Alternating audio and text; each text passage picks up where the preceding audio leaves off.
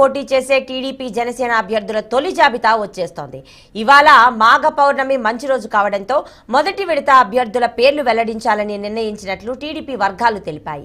రెండు పార్టీల అధ్యక్షులు చంద్రబాబు, పవన్ కళ్యాణ్ కలిసి ఉమ్మడిగా దీనిని విడుదల చేస్తారని సమాచారం.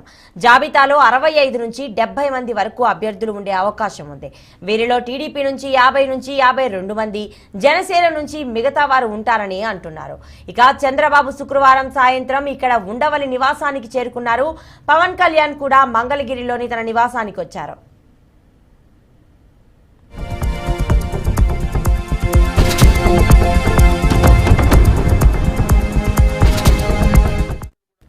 ఉదయం ఉండవల్లికి రావాలని టీడీపీ రాష్ట్ర అధ్యక్షుడు అచ్చెన్నాయుడు, ఆ పార్టీ సీనియర్లు యనమల రామకృష్ణుడు, నక్కా ఆనందబాబు, అనగాని సత్యప్రసాద్ తదితరులకు పిలుపు వెళ్లింది.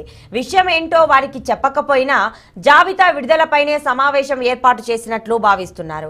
అభ్యర్థుల జాబితాకు సంబంధించిన అంశాలను పార్టీ నేతలతో పంచుకునే ఆనవాయితీని చంద్రబాబు అనేక సంవత్సరాలుగా పాటిస్తున్నారు. వాస్తవానికి మెజారిటీ సీట్లకు సంబంధించి అభ్యర్థుల జాబితాలను టీడీపీ, జనసేన నాయకులు చాలా రోజుల కిందటే తయారు చేశాయి.